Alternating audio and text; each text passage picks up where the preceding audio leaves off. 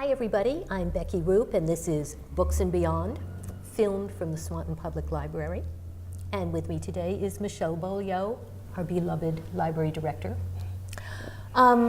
Before we start talking about books, of which we have a bazillion today, we've got some announcements. Right off the bat, February 1st, well, it's World Read Aloud Day. Does anybody celebrate World Read Aloud Day? Well, what you do for World Read Aloud Day is you contact authors and have them either come into your classroom and read, or you have them Skype. So as an author, for World Read Aloud Day, I am Skyping now with 9 different classrooms. And they are in 4 different time zones. And I know I've done something horrible here. Which book are you doing? I can do anything.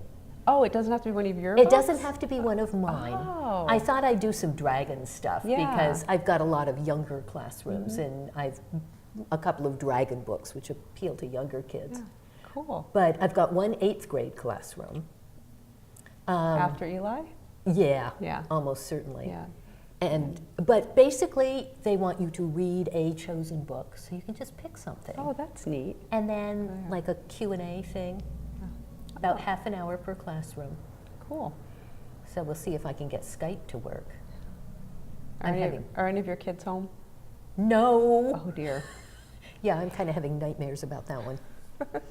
February 1st is an extremely full day for all of us because it is also Harry Potter night. World Harry Potter night.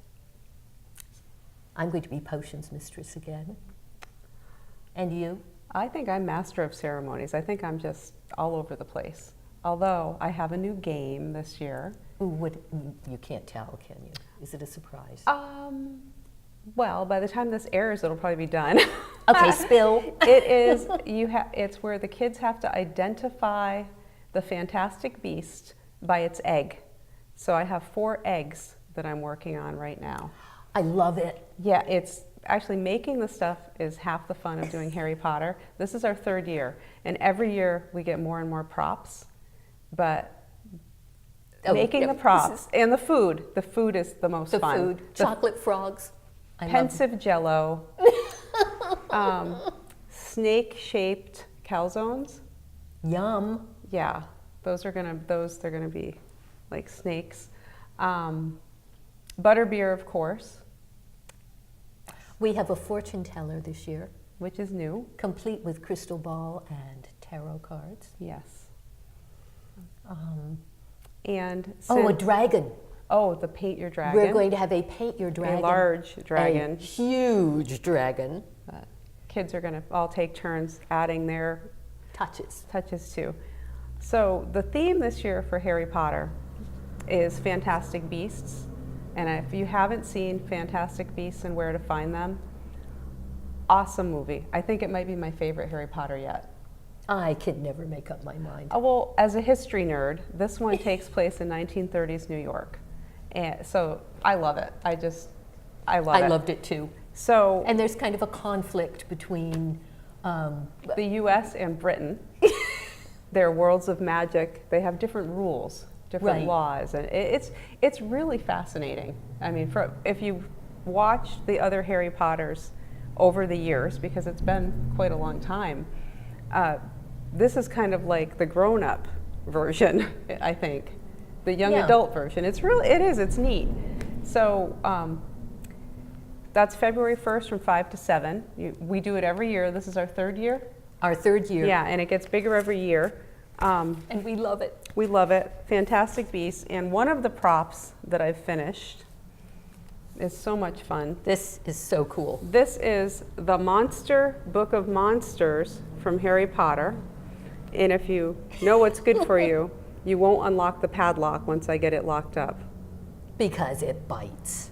Yes, and we don't want any of those monsters escaping and wreaking havoc in our library. So the Monster Book of Monsters. I just love that. It was fun. This is the fun brilliant stuff. I like this homework. This is fun. So it's better than our elevator. Yes. Okay, and after Harry Potter night, Saturday, February 3rd, we're going to have family Valentine's crafts, as are also done every year. Yes. We have card making, various crafts, good for all ages, all difficulty levels. There's stuff for the little guys, and then the card, we have some really beautiful cards that the adults can make. Yeah, really elaborate, gorgeous things. Let's see. Thursday, February 15th, this is kind of hopping. February 15th is Vermont Writes Day. It's sponsored by the Young Writers Project, but it's for everybody. You don't have to be a young writer. You can be an absolutely ancient writer. And this is really cool. What they do is they open up a website called VermontWritesDay.org that's open just for that day. And it's got 7 writing prompts on it. And they're all kind of clever. Last year I think one of them was, an object falls from the sky unexpectedly, plump at your feet. Write a story about it. What is it? What do you do with it? And then there's always a picture prompt. I think last year showed a couple of cats climbing a ladder. So, and then there's a sound prompt, like a siren. But there's 7 different prompts, and what you're supposed to do is hit the website, pick your prompt, write for 7 minutes. Okay. And then there's a place where, if you want to, you can post your work online. So a lot of schools do this around the state. Sounds like fun. Sounds kind of fun. In 7 minutes, Also on the 15th, we're having a memoir writing workshop here with Bill Schubart, who has been the head of every creative board in the state. VPR, the Vermont Arts Council, you name it, Bill has done it. But he's written a number of memoirs and a novel and a couple of other things. But the memoir, the first one sounds hilarious. It's called Lamoille Stories. It is a humorous collection of short stories of people from his childhood behaving badly. How good is that? I like the sound of that. So anyway, he'll be here Thursday, February 15th, 6 to 7:30, to give people a presentation on how, if you want to write your story or your family's story, how to approach it, how to get a start, what to do. So I think this could be fun. We're calling it Write Your Life. So everybody's welcome. Whether you're really into memoir writing, you're just thinking about it, or you've got some juicy family stories that you don't want to lose. And who doesn't? Oh. Saturday, February 17th is World Kindness Day, which has got to be the most adorable holiday ever. Yeah, and our library is part of a countywide program called Scatter Kindness that we're in the midst of planning events for every month of the year starting February 17th. So that's with Highgate. And I'm trying to think, Franklin is involved. A lot of the libraries are involved in this, and the Bookmobile. The Bookmobile is doing a big part of it. There's going to be monthly stories in the Messenger about people who, in their daily lives, scatter kindness. Oh, that is so nice. Yeah, Highgate's been making little scatter kindness pins to hand out. So we have a lot going on with the whole scatter kindness thing, and what's nice is it's going to be all year long, but hopefully it'll just continue on its own. It'll take on a life of its own, kind of like, was it the Random Acts? Random Acts of Kindness. Yeah, we're kind of hoping that at a local level we can get that going. So that's part of Scatter Kindness. I think that's wonderful.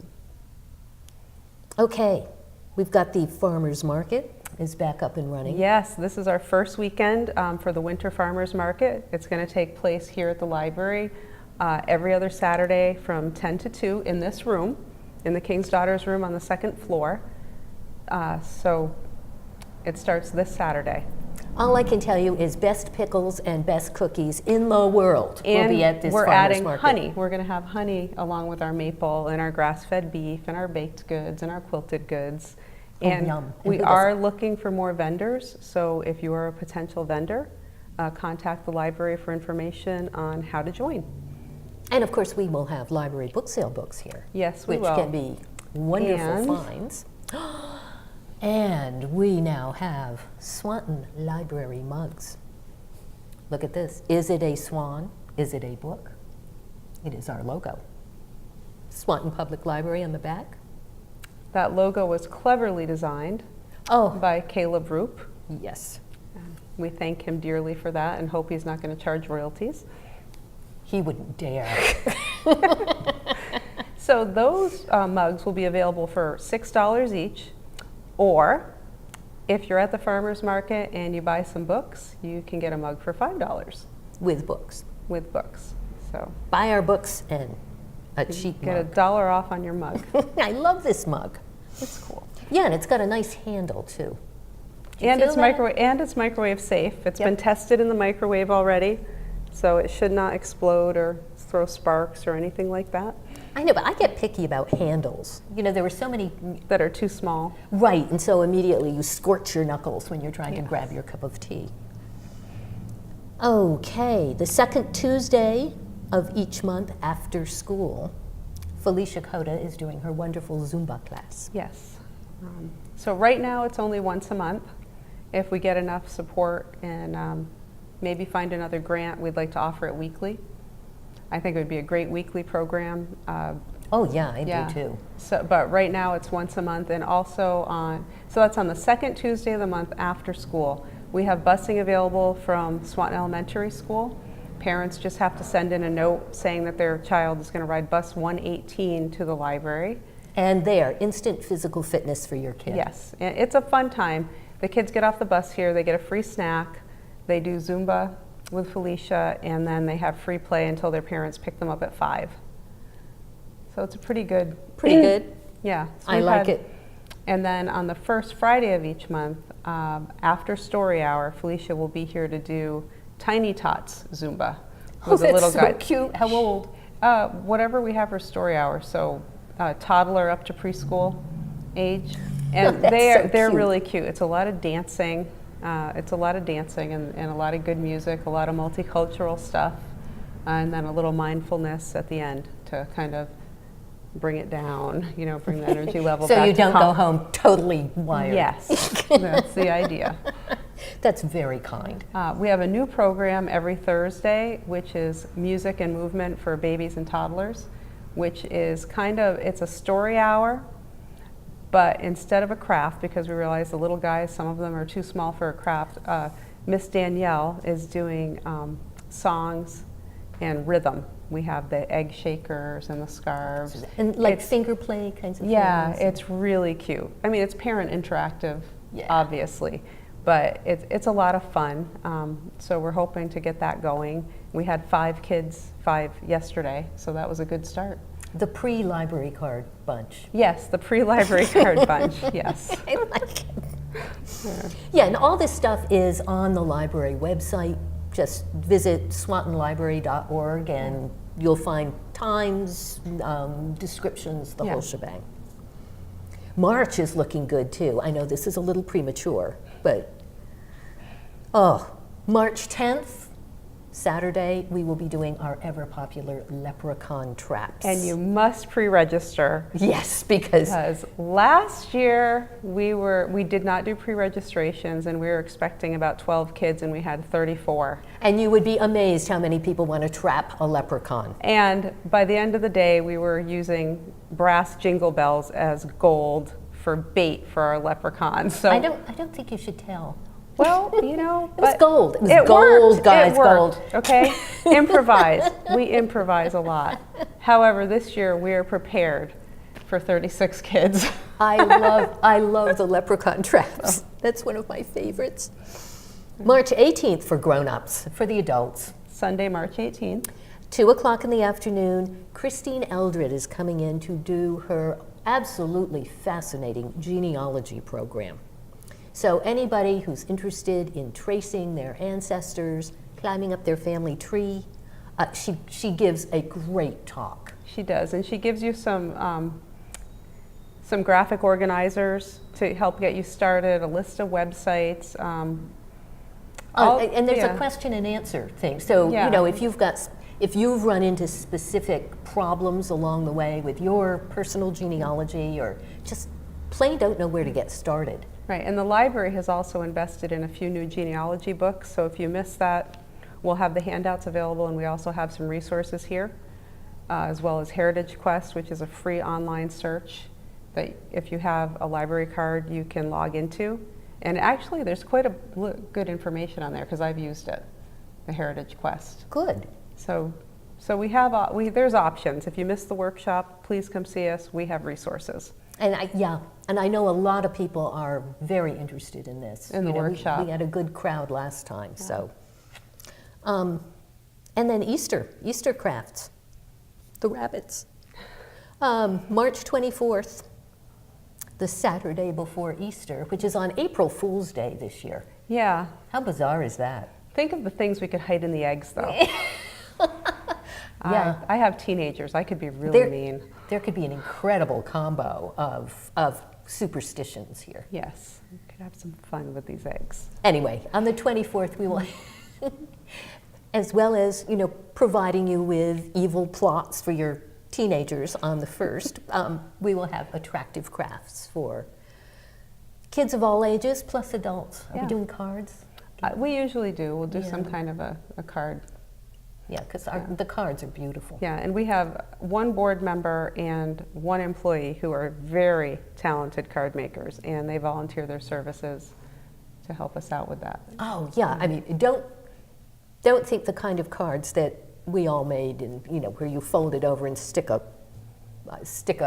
construction paper heart on the front. No, these are beautiful. We have Stampin' Up! Ladies that Yeah. volunteer their time. We're very fortunate to have them. And what do you call that little machine where you cut out all these little designs and patterns and layer them? Yeah. I mean, these are...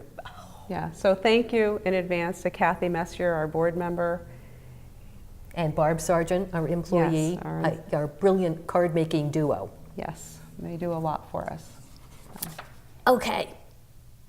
So, Friday, this Friday, I spent the morning rapidly researching books for Black History Month, which is the entire month of February. And there are some absolutely wonderful books out there for Black History Month. But the one that I discovered, this just fascinated me, Michelle. I have a book called Susan's Secret. As you see, the outer cover to this is long gone. My grandmother gave it to me when I was a little tot. Oh, wow. It's set in Vermont.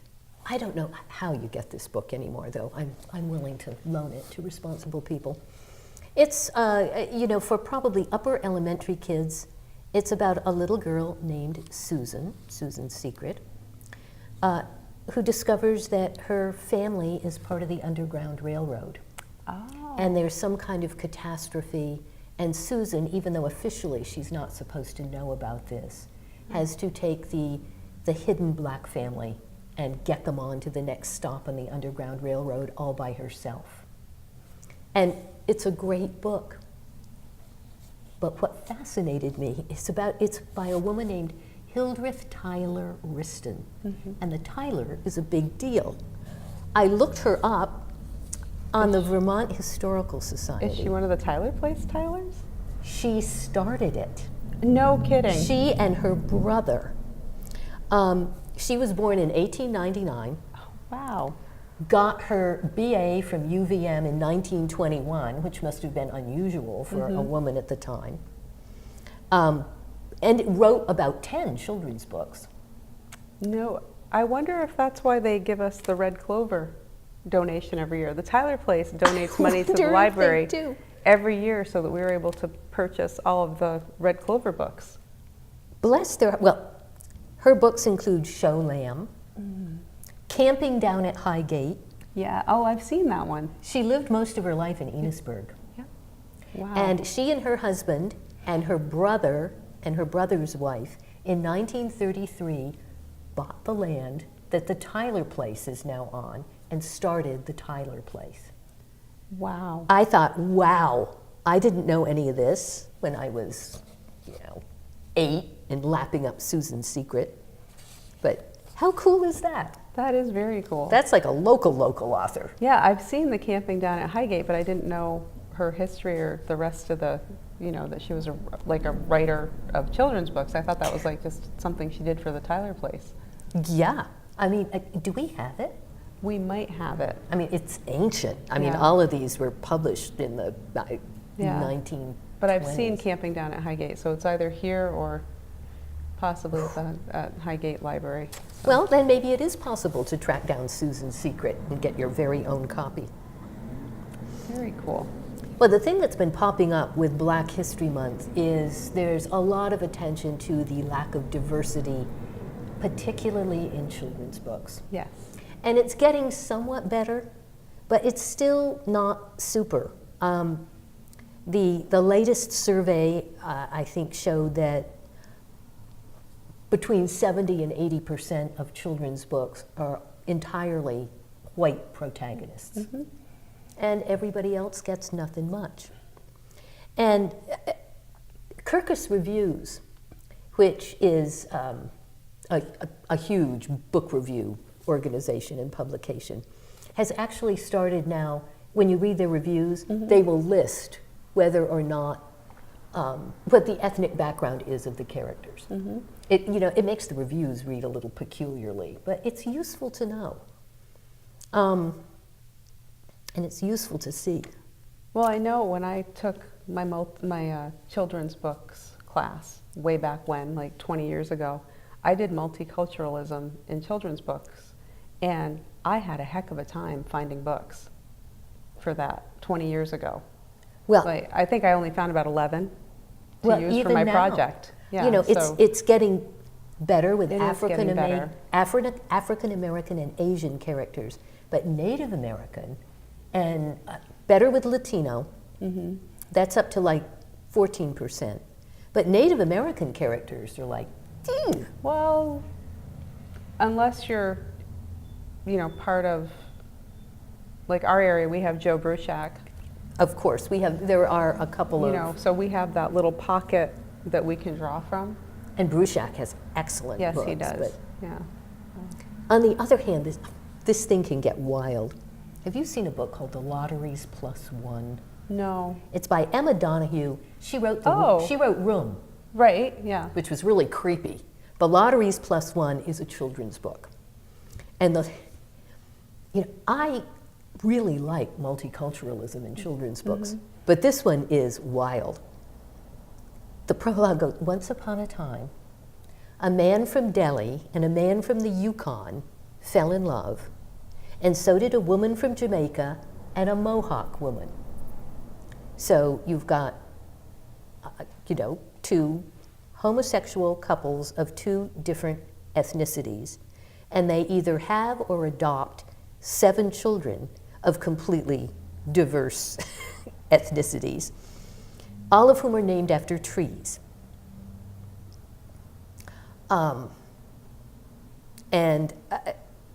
It's kind of a fascinating book if you can follow it. Mm-hmm. They've got clever names for everything.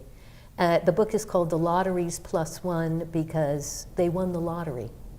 So this enormous, incredibly mixed family moves to Canada, buys a gigantic house that they call the Camel Lottery, and then one of the men's very conservative grandfathers runs upon hard times, and so he's adopted into this group they've got a transgender kid, they've got a kid with developmental challenges, even the pets are diverse. They have an introverted cat, a 3-legged dog, and a rescue parrot. This is sounding a lot like my house. Maybe we should with have the pets. this. Maybe we should have this book.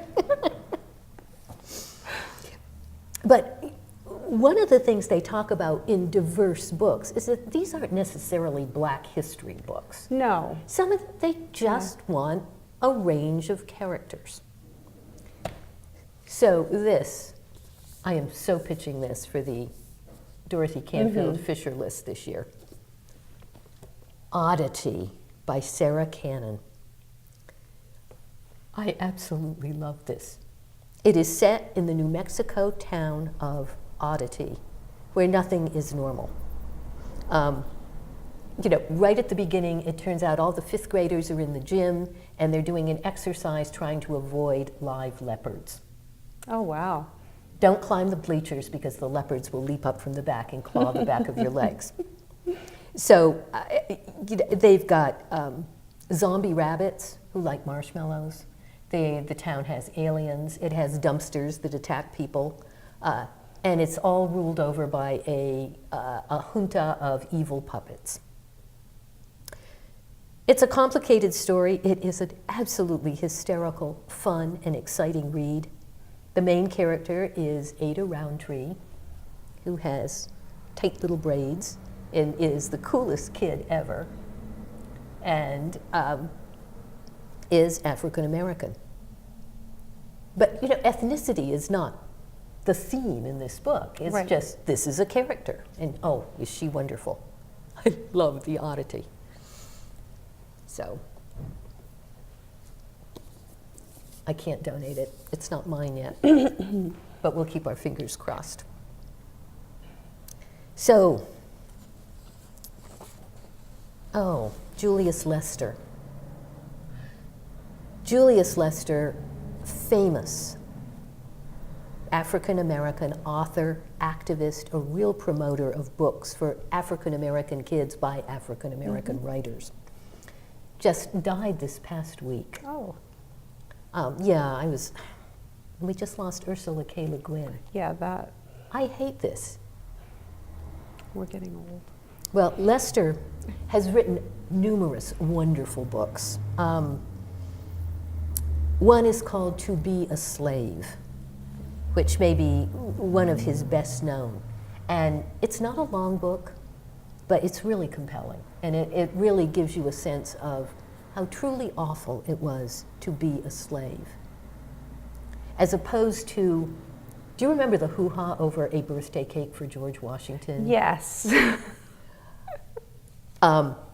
Actually, we all should have bought a birthday cake for George Washington, even though it sounds like a really misleading book. But it's now selling on eBay for like $100 a book. Yeah. We do have it. Scholastic pulled it because it got a birthday cake for George Washington is a picture book that was written under the auspices of a number of African American writers. I think Andrea Pinckney. I think so. But it's such a cheerful, happy picture of slave life that after the fact, a lot of people said, whoa, this just was not the picture of slavery that should be presented to kids. It isn't. Historically, though, house slaves were treated far better than field slaves. And I think that's kind of what the book portrays.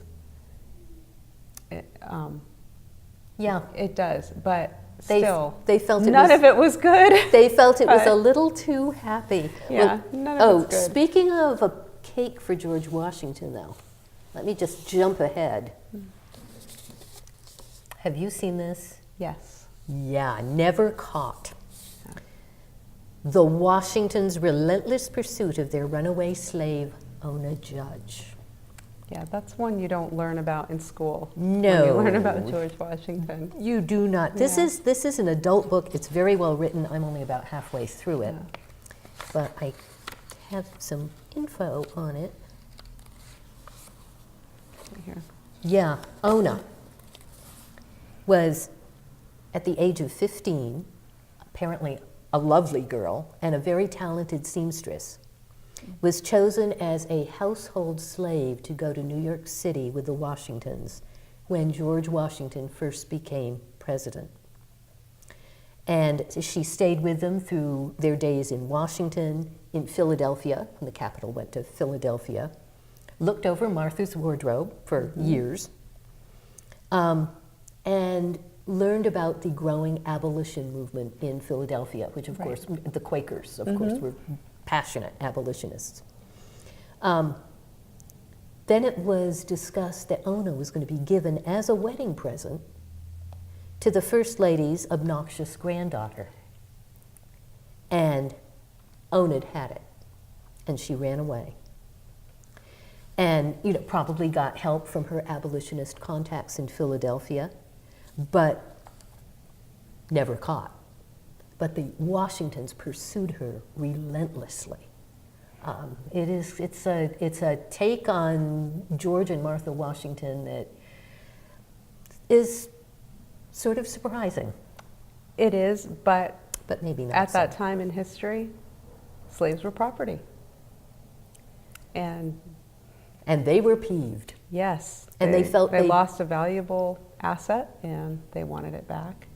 Yeah, it's a sad that was the norm, and that our country's leader, first president, yeah, it's an eye-opener. Well, the founding fathers had a lush population of slave owners there. Even Benjamin Franklin had a flare-up in slave owning. But this is one fascinating book. The other thing Julius Lester wrote that always intrigues me is a book called Sam and the Tigers. It's a picture book. I don't know that one. It's a retelling of Little Black Sambo. Okay. And so I went and looked up the story of Little Black Sambo, which, if you're curious, you can find online at Gutenberg, www.gutenberg.org, which is a huge collection of out-of-print, classic, vanished old books. It's really useful. But you can see the original Little Black Sambo, which was written in 1899 by a Scot named Helen Bannerman. Then it was picked up in the US the next year in 1900, and it was madly popular for decades. And it's an interesting book because what's really racist about it are the names, Sambo, and then I think his parents were like Mumbo and Jumbo. It's like, oh, it's just cringe-making. And the illustrations. But if you parse the book is about this really cool, resourceful little kid who tricks a bunch of tigers, gets them to chase each other around the tree until they turn into butter, and then goes home happily. He's a cool kid. So I'm sure that Sam and the Tigers took all the positive aspects of this Little Black. very independent story. Also, I didn't realize that the original was set in India. Of course, tigers. What was I thinking? And Sambo. But anyway, Sam and the Tigers. If you're looking for this, he's a cool kid with his purple pants and his umbrella and his tiger defeating attitude. Okay, what do you have? Well, take a turn. I'll take a turn. I have Granddaddy's Turn, A Journey to the Ballot Box, by Michael Bandy and Eric Stein, illustrated by James Ransom. It's a Red Clover Award book, which is a Vermont award. So I thought it was a good pick for Black History Month. No kidding. Yeah. So it's amazing the change that we've seen in this country. So when is it set? Is it like right when African Americans first got the right to vote? Yes. And that's really interesting. It is. Because there's a book that's up for the Dorothy Canfield Fisher list that's about the same theme, but it's for older children. Yeah. Which one? What have you got? Midnight Without a Moon. Ooh. By Linda Williams Jackson. And this is a tough book. This is set in Mississippi in the 50s. The main character, Rose, I forget how old she is, 12 or 13, and she wants to move north. Her mother is kind of chucked. Her and her little brother has remarried. Her mother's very light-skinned, which is a big deal, and has moved, I think, to Chicago with her stepfather, and has pretty much abandoned Rose to her grandmother, who is extremely conservative. And at the time, people are getting killed for signing up to vote or for attempting to vote. The sense for how difficult and dangerous these times were is so impressive in this book. And Rose is living through the Emmett Till incident, where Emmett Till is a 14-year-old African-American kid who ends up being brutally murdered for whistling at a white woman. A kid. And Rose's grandmother is just, well, it serves him right. He doesn't know his place. You know, you've got to lie low, you accept this stuff, you don't try to rock the boat. So Rose is coming to terms with, yeah, you rock the boat. Well, Grandma's conservative, but she's also protective. Scared.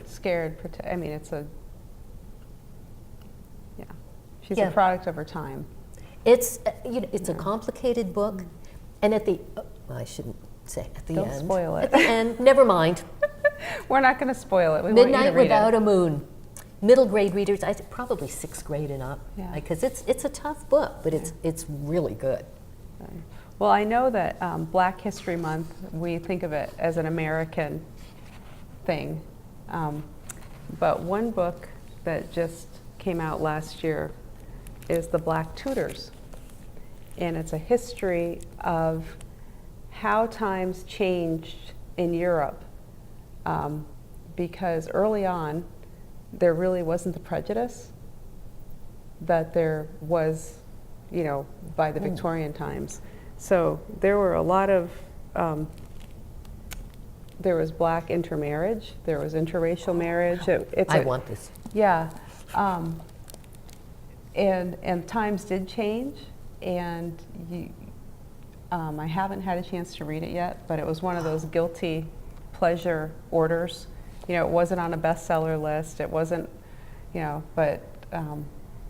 Okay, I just opened this up to Spanish pearl diving teens. I have to have this book. It looks like a fascinating book, and someday hopefully I'll have time to read it. Oh, listen to this. Yeah. A black porter publicly whips a white Englishman in the hall of a Gloucestershire manor house. A Moroccan woman is baptized in a London church. Yeah. Henry VIII dispatches a black diver to salvage lost treasures from the Mary Rose. This sounds wonderful. Yeah, but it does show throughout the book, though, if the reviews that I read,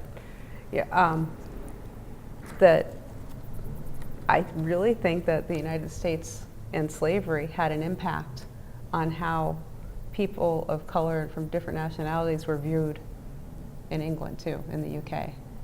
Well, we had a huge discussion of this not long ago, centered around what if we had not fought the Revolutionary War? We would have stayed British. Slavery would have been peacefully abolished in the 1830s when it was outlawed by the British Crown.